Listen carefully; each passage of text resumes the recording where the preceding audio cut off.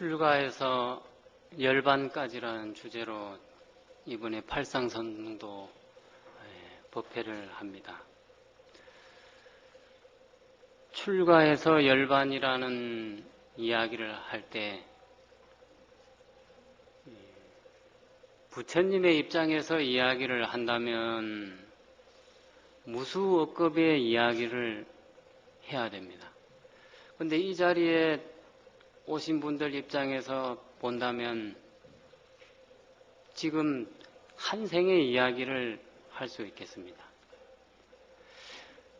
출가에서 열반,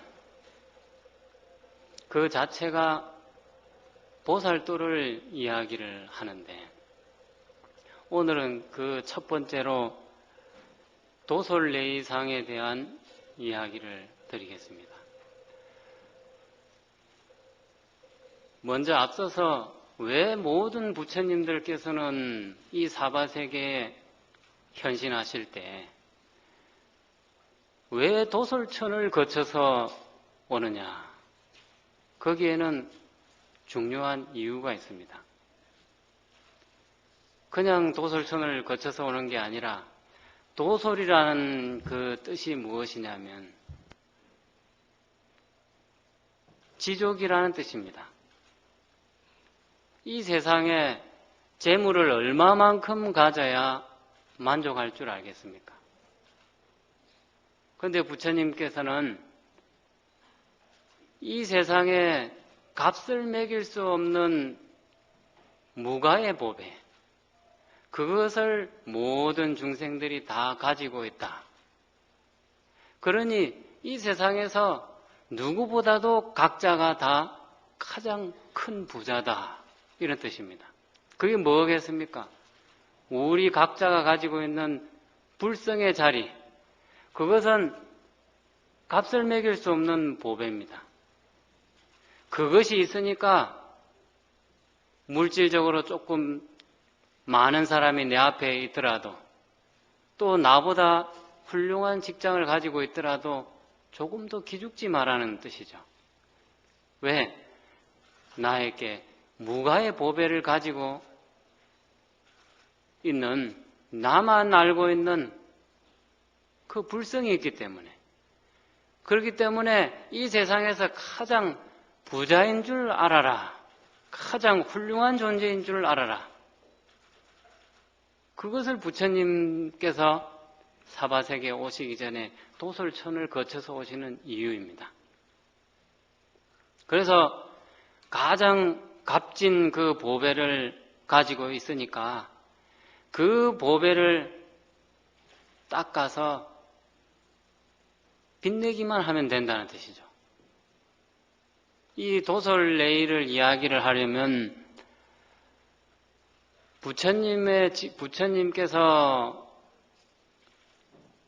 마야부인의 태중으로 들어가는 이야기를 할 게 아니라 지금 과거 부처님의 전신인 선해대사의 이야기를 해야 됩니다.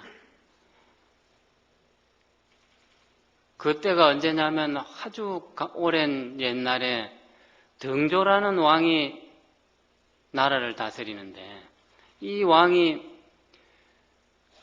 선정을 베풀어서 모든 백성들이 부유하고 안락하게 사는 그런 정치를 했습니다. 얼마 되지 않아서 이 왕이 아들을 낳았는데 그 아들이 태어날 적에 온 사방이 광명으로 가득 찼습니다.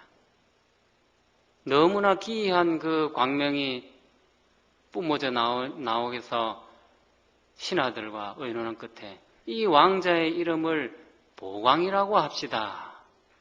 그래서 이분이 성장하면서 항상 마음의 발언을 하는데 나는 출가해서 덕도를 해가지고 일체 중생을 깨달음으로 이끌어주겠다 하는 이런 원대한 발언을 합니다. 그래서 부왕에게 출가를 허락해 주십시오. 이렇게 3번을 청하지만은 부왕이 허락을 해줄 리가 없죠. 아무것도 부러울 게 없는 왕자가 왜 그 고생을 해야 되느냐 말이죠. 3번을 청했는데도 불구하고 허락을 받지를 못해서 생각을 합니다. 더 큰 원대한 이 발언을 성취하기 위해서는 이 작은 슬픔을 감내해야겠다. 그래서 어느 날 말없이 출가를 하셔가지고 오랜 세월을 수행 끝에 성불을 하시는데, 그 성불을 하신 그 즈음에 깊은 산속에서 수행을 하고 있던 과거 석가모니의 전신인 선해라는 수행자가 한날 꿈을 꿉니다. 그 꿈속에 5가지의 기이한 그런 꿈을 꾸는데, 그 꿈이 뭐냐면은 넓은 바닷속에 자신이 누워있는 꿈을 꾸고, 또 한 가지는 수미산을 베개 삼아서 누워있고, 또 하나는 넓은 바닷속에 있는 무생명들이 자신의 몸속으로 들어오는 꿈을 꿉니다. 그리고 한 손에는 태양을 잡고 있고, 또 한 손에는 달을 잡고 있는 그런 기이한 꿈을 꾸는데, 꿈을 깨고 나서 이 수행자가 도대체 이 세상에 무슨 일이 일어났길래 이런 기기묘묘한 이런 꿈을 내가 꾸는가 곰곰이 생각해봐도 해결이 안 됩니다. 그래서 저 성안에 가면 저기는 지혜로운 사람들이 많이 모여 있으니까 그 사람들에게 가서 무슨 일인지를 물어보자. 그래서 산에서 내려옵니다. 성을 향해 내려오는데 그 도중에 500명의 무리를 거느린 외도들을 만납니다. 그래서 이 수행자는 다생급을 보살도를 닦은 수행자입니다. 그리고 모든 중생들을 올바른 깨달음으로 이끌겠다는 그런 원력을 세운 분입니다. 그래서 그 500의 외도들을 만나서 내가 저들을 기필코 올바른 길로 인도를 해야겠다 생각을 하고, 그동안에 닦아왔던 보살도에 대해서 또 자신이 터득한 그 진리에 대해서 토론을 합니다. 서로 토론을 주고받고 하는 끝에 비로소 500의 그 외도들을 승복시킵니다. 그래서 그 자리에서 바로 이 선해라는 수행자가 500명의 제자를 받게 되는데, 이 제자들이 그 스승의 뛰어난 변제에 감동해가지고 은화 한 입씩을 공양을 올립니다. 그러니까 그 돈이 갑자기 500냥의 은화가 생긴 거죠. 그래서 그 제자들에게 수행을 잘 하고 있으라 하고 전후 사정을 말한 뒤 내가 먼저 성으로 가겠다. 그리고 다시 성으로 가는데, 거리에 많은 사람들이 지금 땅을 고르고 또 나무를 심고 온갖 그 휘황찬란한 깃발들을 지금 장음을 하고 있단 말이죠. 그래서 무엇 때문에 이렇게 분주하게들 이렇게 장음을 하고 있습니까? 하니까 이 나라의 왕자께서 출가를 하셔가지고 오랜 수행 끝에 성불을 하셨다고, 왕이 그 부처님을 맞이하는 그 법회를 하기에 이렇게 지금 장음을 하고 있습니다. 그러니까 이 선해가 너무나 기쁩니다. 오랜 세월 동안을 보살도를 닦으면서 언제 부처님을 칭견할 수 있을까, 이런 생각을 했는데 이제야 그 원을 성취하게 되겠구나라고 생각하니까 얼마나 기쁘겠습니까? 그래서 그럼 나도 그 부처님께 공양을 올려야 되겠다. 그 옛날에는 꽃 공양을 올리는 것을 가장 그 성인에게 취하는 그 예로서 가장 훌륭한 예라고 생각을 했었는 것 같습니다. 그래서 그 꽃가게를 찾아다녔는데도 아무 곳에도 꽃을 팔지 않습니다. 이미 왕이 부처님께 그 꽃을 다 바치려고 아무도 팔지 못하게 하고 왕궁으로 다 갖다 바쳐라 했기 때문에 꽃을 파는 이가 있을 수가 없죠. 근데 그 궁에 한 여인이 있는데 이 여인이 평소에 너무 꽃을 좋아하는 여인이어서 왕이 그렇게 명령을 했는데도 불구하고 항아리 속에다가 7송이의 꽃을 감추어서 지금 자기 처소로 돌아가는데 마침 선의 수행자 앞을 지나갑니다. 근데 선의 앞을 지나가는데 항아리 속에 있는 꽃이 무슨 기이한 어떤 참 일이 생기죠. 꽃이 저절로 항아리 밖으로 이렇게 삐져나오는 겁니다. 그래서 선혜가 얼른 쫓아가서 아가씨 그 꽃을 나에게 파시오 하니까 항아리 속에 감춰놓은 꽃을 어떻게 알고 저 사람이 꽃을 팔으라 하나 하고 이렇게 뒤돌아보니까 꽃이 삐져나와 있잖아요. 그러니까 이미 이렇게 이왕 들킨 거 이제 바른 대로 말을 해야죠. 이것은 팔 수 없습니다. 왕이 궁으로 다 갖다 바치라 했기 때문에 이것은 궁궐로 가져가는 겁니다. 라고 이렇게 거짓말을 합니다. 그래도 이 선혜가 그 제자들에게 받은 은전 500냥을 주면서 꽃 5송이만 파시오. 깜짝 놀랍니다. 은 한 입만 해도 많은 꽃을 살 수 있는데 5송이 꽃을 사려고 500냥의 은전을 주면서 살려 하니까 너무 황당하죠. 그러니까 도대체 무엇 때문에 이 꽃을 그렇게 사려고 합니까?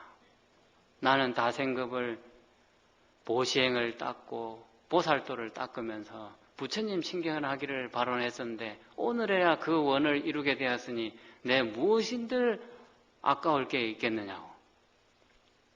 그래도 팔 수 없다고. 그런데 내 조건을 들어준다면은 이 꽃을 팔겠습니다. 그게 뭐냐고.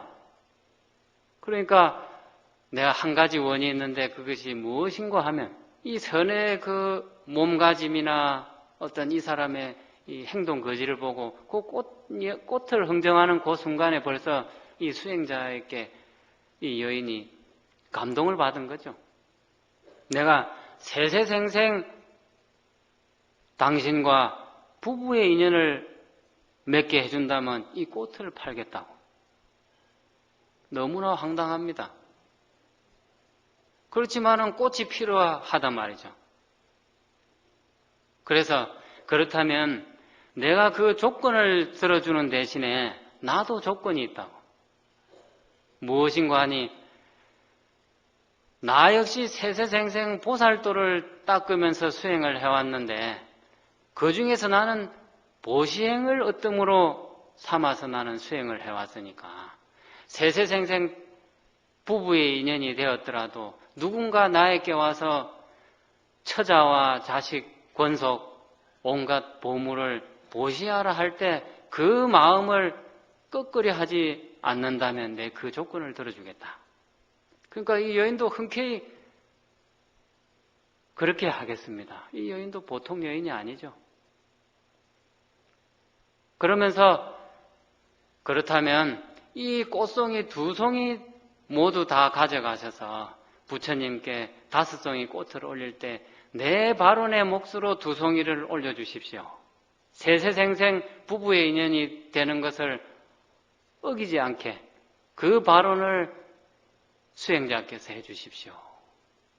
이분이 바로 석가모니로 태어나셨을 때 이분이 야소다라 태자비죠. 부처님의 부인. 그래서 그분이 꽃을 판 그 인연으로 세세생생 그런 부부의 인연을 맺습니다. 그리고 그 여인과 이제 약속을 하고 부처님을 향해 갑니다. 그래서 모든 사람들이 공양 올리기가 끝날 때까지 기다렸다가 마지막에 이 선의 수행자가 부처님을 향해서 꽃을 던집니다. 그러니까 또 신기한 일이 생깁니다. 왕이나 대신 모든 백성들이 던진 그 꽃은 전부 땅에 떨어졌는데 이 수행자가 던진 꽃만은 부처님의 머리 위에 둥둥 떠 있는 겁니다. 사람들이 얼마나 감탄을 했겠습니까? 도대체 저 수행자는 누구기에 저런 기이한 상세를 보이는가? 그러니까 부처님께서 바로 그 자리에서 수기를 줍니다. 그대는 오랜 세월 동안 바람이를 닦았는데 미래에 석가족에서 태어나는 왕자가 되어서 출가해서 석가모니 열애 응공 정병지 명행족 선서 세간의 무상사 조장부 천인사 불세존이 될 것이니라. 이렇게 그 자리에서 수기를 줍니다. 그러니까 사람들이 너무나 감동스럽기도 하지만은 의아하죠. 그 꽃송이가 떨어지지 않는 그걸 보고 그거로 부처의 수기를 주어버리니까 도대체 저 사람이 누굴까? 부처님이 그 선해에 대한 과거를 당신이 다 지혜로 살피고 그 백성들에게 이야기를 해줍니다.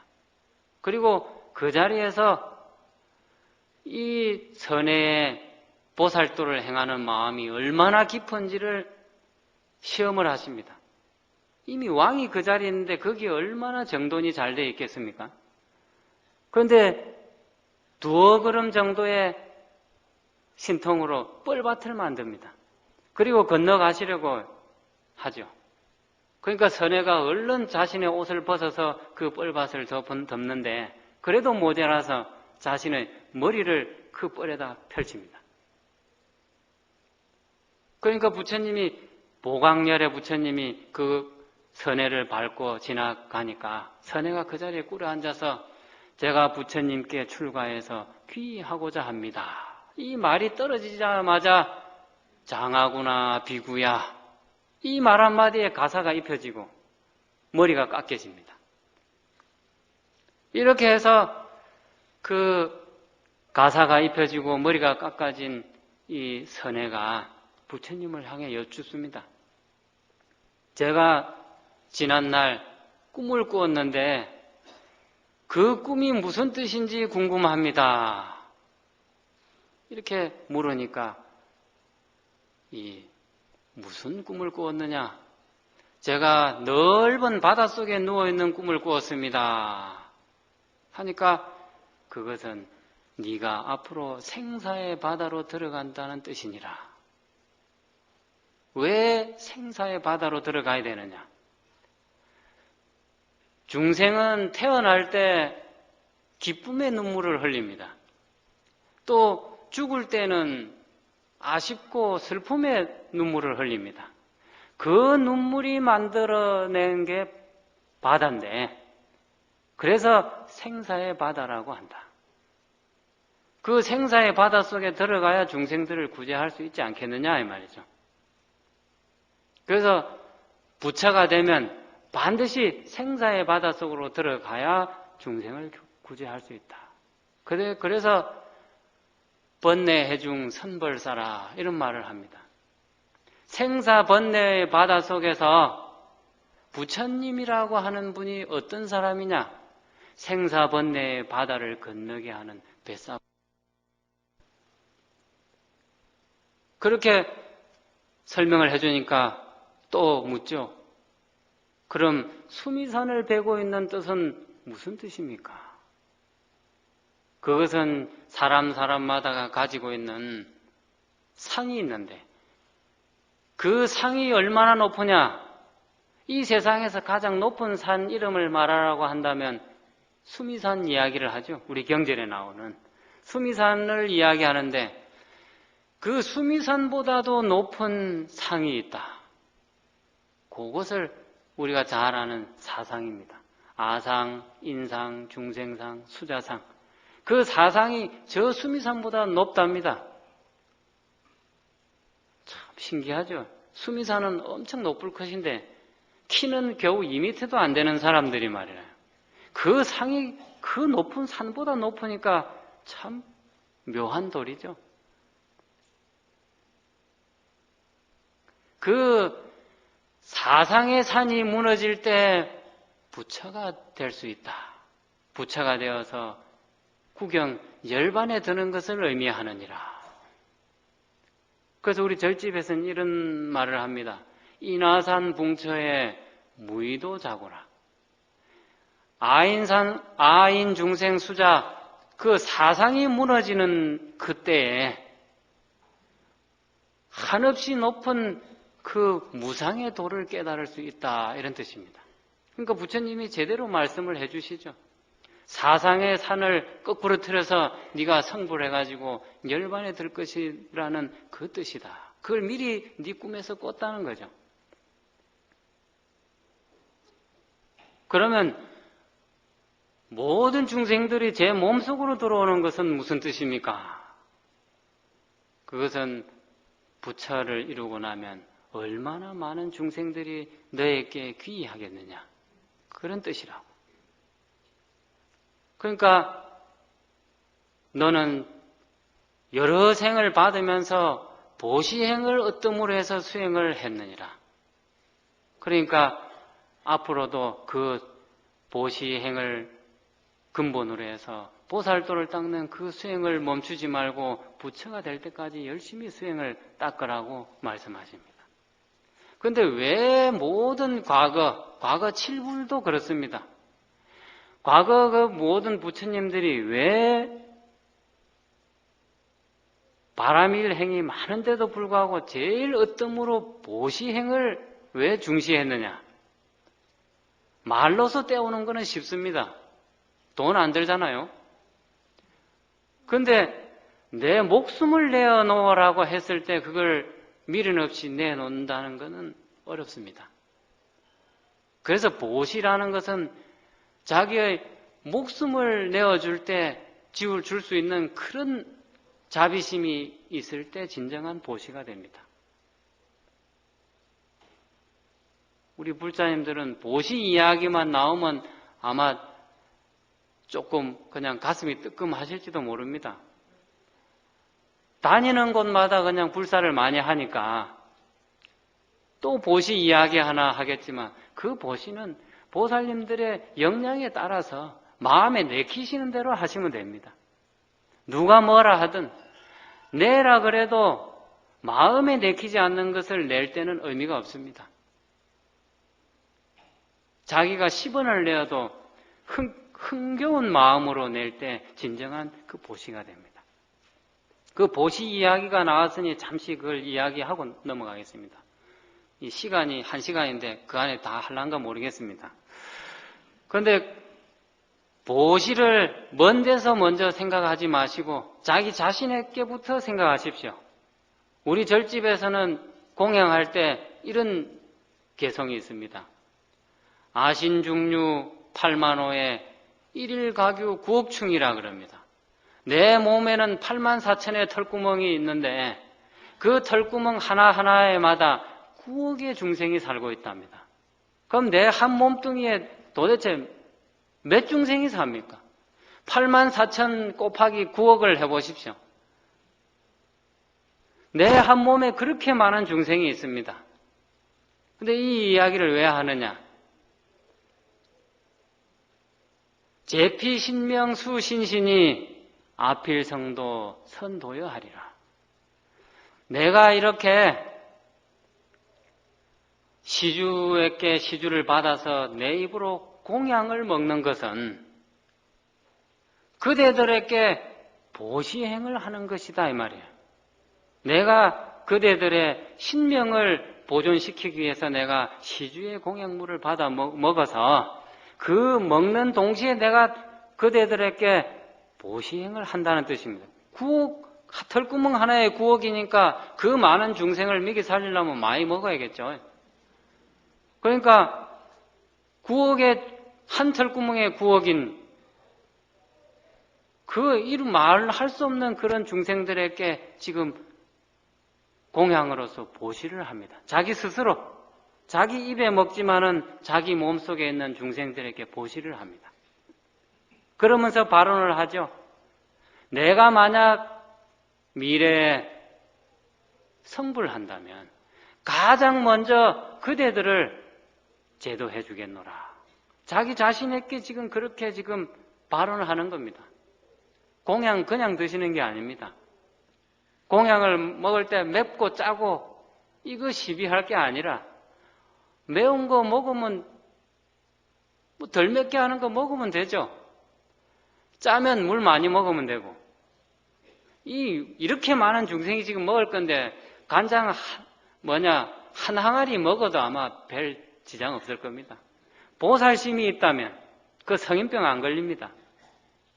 보살의 그 자비심이 간절하다면 내 몸속에 그 많은 중생들이 다 먹을 건데 간장 한 단지 먹는들 무슨 고혈압 걱정을 해요. 병이 온다는 것은 자비심이 내 마음속에서 부족하기 때문에 그런 겁니다. 녹이는 힘이 자비심입니다. 그러니까 공양하실 때 항상 그런 마음으로 공양을 드십시오. 내가 내 몸에 있는 모든 중생들에게 보시를 합니다. 그러니까 그 공양을 하실 때 마음을 차분히 깔아앉혀서 감사한 마음으로 그 공양을 감사하게 먹어야죠. 불편한 일이 있어도 공양 드실 때만큼은 감사한 마음으로, 자비한 마음으로 드셔야 됩니다. 그래야 내 몸속에 있는 중생들이 자비스러워지죠. 그렇듯이 또 돌아가서 네가 부처가 된다면 모든 중생들이 너를 의지해서 귀의할 것이니 그 몸속으로 들어오는 모든 생명들이 바로 그런 뜻이니라. 그러면 태양을 잡고 있는 것은 무엇입니까? 그것은 깨달음을 이루고 나면 지혜가 저 태양보다 밝다는 뜻이다. 우리 지혜는 우리 마음에서 뿜어져 나오는 빛이기 때문에 밤낮과 관계가 없습니다. 저 태양은 밤을 비추지 못합니다. 백일부조야락합니다. 아무리 태양이 밝아도 밤을 비출 수 없습니다. 그런데 우리 마음은 밤낮 관계가 없죠. 거울 보십시오. 거울이 아무리 선명해도 거울 뒤를 비추지 못합니다. 또 거울 앞에 있는 내 자신의 뒤통수를 비추지는 못합니다. 그런데 우리 마음의 지혜는 거울의 앞이건 거울의 뒤건 관계없이 다 비춥니다. 이런 지혜니까 태양을 내 손에 잡고 있는 그런 상서가 나타나는 것이다. 그럼 달은 무슨 뜻이냐? 달은 중생을 교화하는 데 있어서 얼마나 많은 방편이 필요하겠느냐. 그 방편 이야기를 할 때 달을 비유를 합니다. 그래서 월인천강이라는 말 들어보셨을 겁니다. 달이 일천강에 비친다. 그건 방편을 상징합니다. 저 깊은 산속에 사는 사람은 옹달새 물을 뜨러 갈 때마다 그 속에 달을 보죠. 강에 고기 잡는 사람은 강 속에서 달을 봅니다. 그렇듯이 각자 자기가 있는 그 위치에서 거기에 알맞는 방편을 쓸 때 그것이 진정한 수행이 되는 거죠. 또 그런 방편을 써서 중생을 구제해야 되고, 그래서 온갖 방편을 구족한다는 뜻이다. 그러니까 미리 이 선에는 자기 자신이 부처가 될 거라는 그 수기를 스스로 꿈에서 벌써 증명을 한 거죠. 이렇게 해서 선해가 보강열의 부처님을 칭견하고 첫 번째 법문을 묻는 것으로서 들은 게 되죠. 그렇게 법문을 듣고 부처님을 모시다가 끊임없는 보살도를 계속 닦습니다.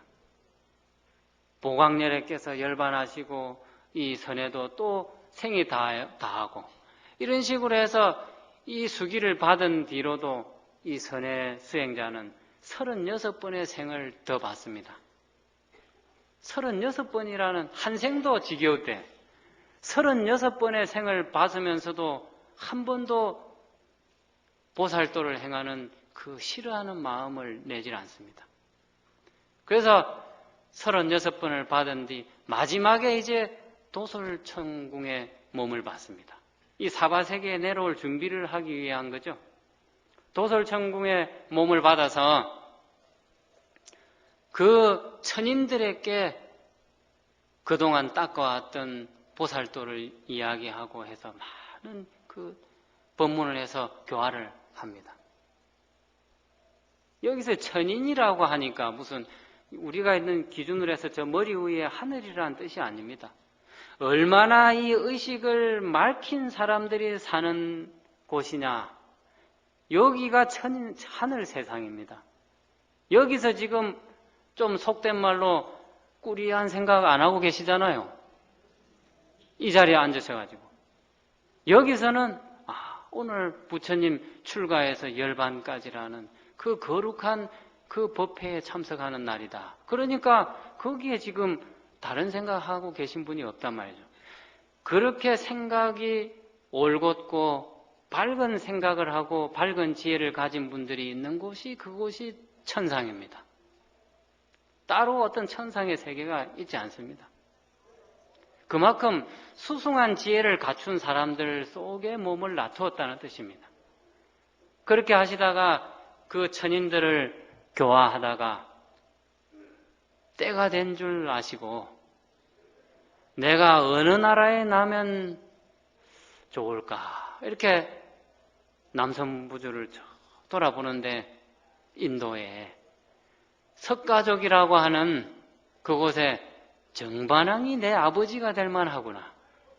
그리고 마야 부인은 여러 생을 청정한 정숙한 여인의 행을 닦아왔으니 내 어머니가 될 만하다. 그걸 관찰하시고 나서 천인들을 위해서 마지막 설법을 하십니다. 그 설법이 뭐냐면 과거의 모든 부처님들도 그 설법을 하셨습니다. 여기에 계신 분들도 수없이 들었던 법문을 천상에서 마지막으로 법문을 설하십니다. 그게 뭐냐면 재행무상시 생멸법 생멸멸이 정멸위라. 많이 들으셨을 겁니다. 이것을 천상에서 마지막 법문을 하십니다. 변화하는 모든 이 세상에 있는 것들 영원한 것 하나도 없나니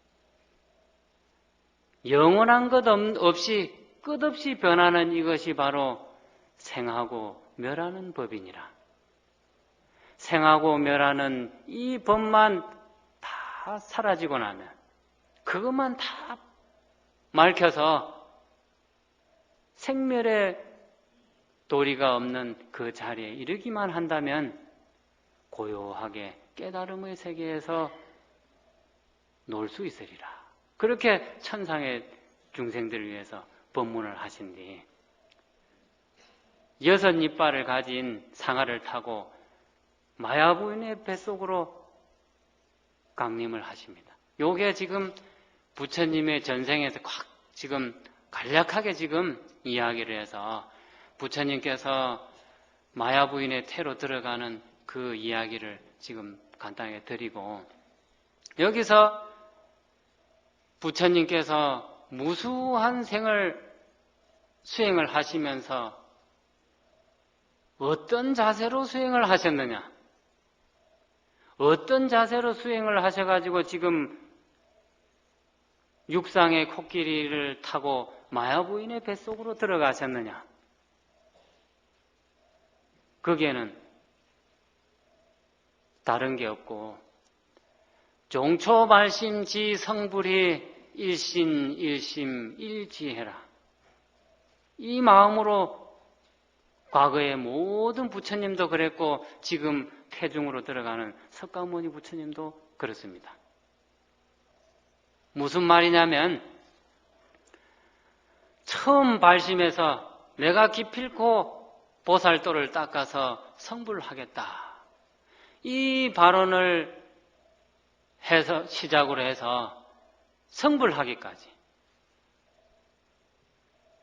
일신, 오로지 이 한 몸으로, 일심, 오로지 이 한 마음으로, 일지혜, 오로지 청정하고 밝은 이 한 지혜만으로서 나는 보살도를 행하겠다. 이거는 부처님뿐만 아닙니다. 여기 앉아 계신 모든 분들이 처음 초발심에서부터 나중에 성불하기까지 오로지 일신이요, 일심이요, 일지혜여야 합니다. 이것이 석가모니 부처님이 우리에게 가르쳐주고 지금 너희들도 그리 하라고 가르치면서 지금 마야분의 뱃속으로 싹 들어가신 거예요. 그러니까 그런데 왜 보살도라고 하는 그 모습이 그렇게도 다르냐? 위욕, 교화, 중생고로 만행명자 차별이로다. 오로지 한 마음, 한 지혜인데 중생들의 근기가 다 다릅니다. 생각이 좀 깊은 사람, 생각이 좀 얕은 사람, 또 많은 생을 각자가 다 다른 행을 닦았습니다. 그 다른 행을 닦으면서 지금 이 자리에 오셨기 때문에 한 마음, 한 몸, 한 지혜지만은 그 근기에 맞춰서 방편을 베풀다 보니까 중생들의 그 근기에 맞춰서 교화를 하다 보니까 84,000 만행이 생기더란 말이죠. 84,000의 방편이 생긴단 말이죠. 그래서 만행명자가 다만 이름만 다를 뿐 그 근본은 일심이요, 일신이요, 일지혜단 말이죠.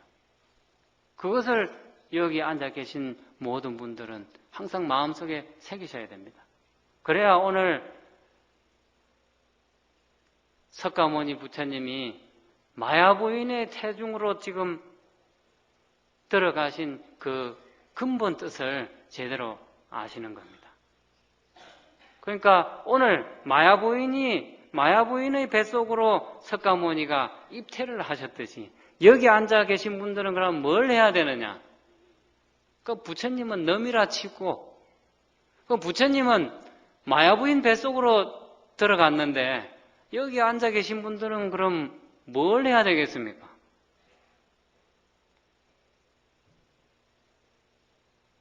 각자가 처음에 말씀드렸죠. 값을 매길 수 없는 무가의 보배인 이 각자의 불성이 있습니다. 그 불성을 자꾸 말켜서 불성의 궁전을 하나 만들어야 됩니다. 오늘 앉아 계신 이 설법전이 오늘 이 자기의 심궁이라 생각하십시오. 마음의 궁전. 그래서 온갖 보살도, 온갖 자비심, 그동안에 쌓아왔던 기복이든 뭐든 그런 걸 전부 다 이 궁전 속에다 다 집어넣어 버리십시오. 그래가지고 각자가 가지고 있는 그 값을 매길 수 없었다는 것을 확인할 때까지 끊임없이 지금 갈고 닦아야 되죠.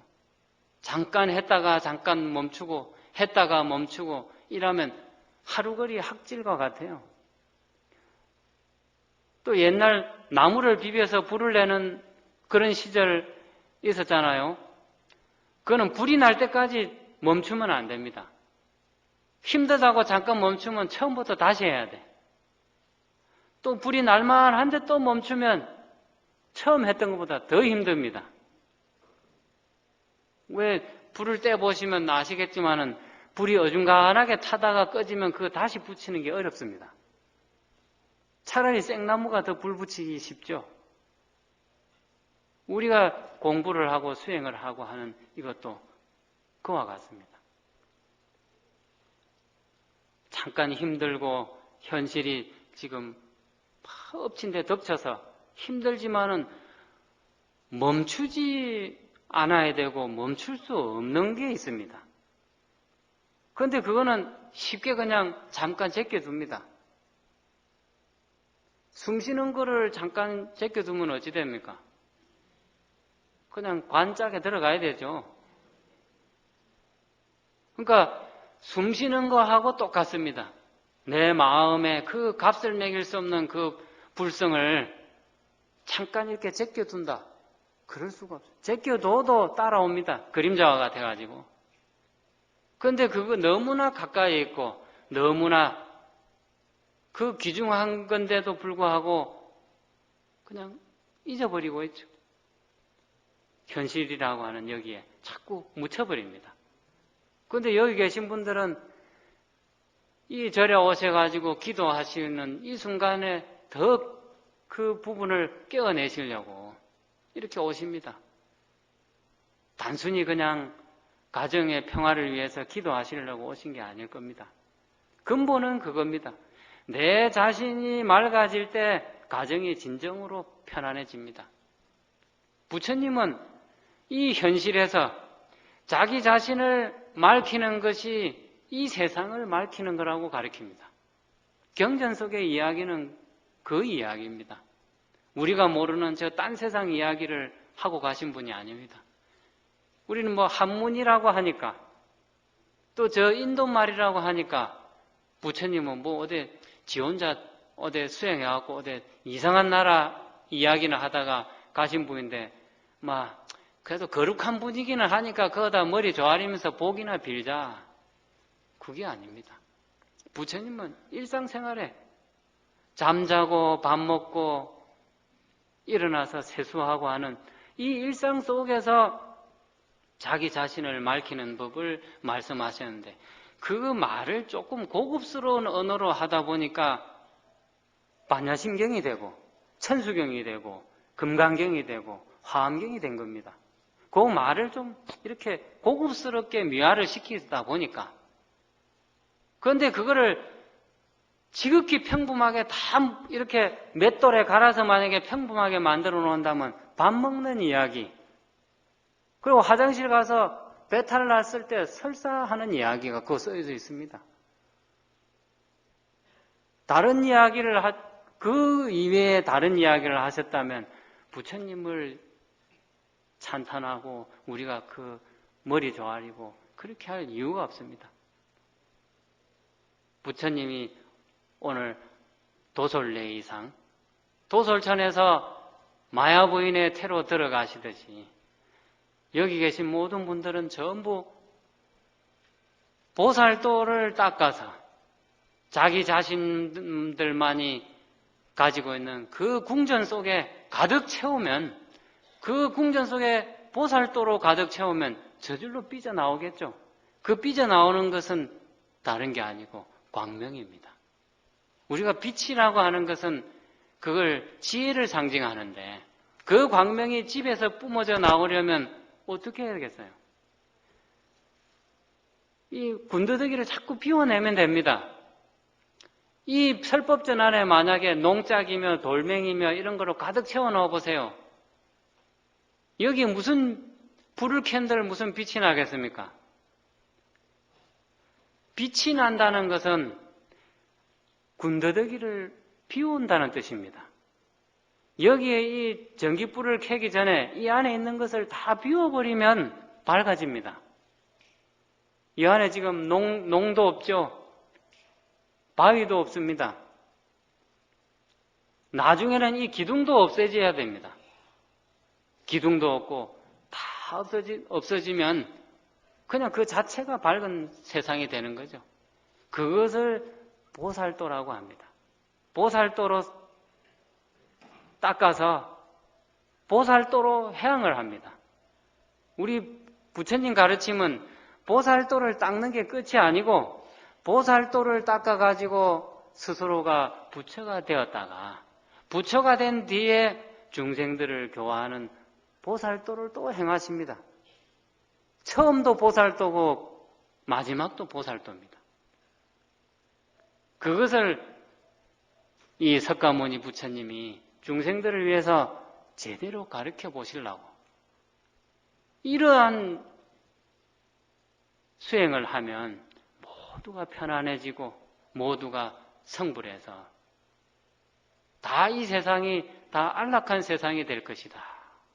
이걸 가르치시려고 부처님께서 오늘 도솔레이상 하십니다. 원래는 출가날이지만은 도솔레이를 이야기하니까 오늘이 부처님이 입퇴하시는 날이에요. 그러니까 여러분들도 심궁에 오늘 입퇴하시는 겁니다. 그 심궁에 입퇴하셔가지고 거기서 지금까지 해오셨던 것처럼 앞으로도 멈추지 마시고 끝없이 거기에 보살도를 채우셔가지고 부처님이 불생갑이라 내일 탄생하시겠네요. 내일 부처님이 룸비니 동산에서 탄생하실 때 응애하고 탄생하시듯이 여기 계신 분들도 전부 그 심궁에서 나와가지고 부처님하고 똑같이 수행을 하십시오. 그것이 오늘 도솔레이상의 진정한 뜻이라고 생각됩니다. 모두 성불하십시오.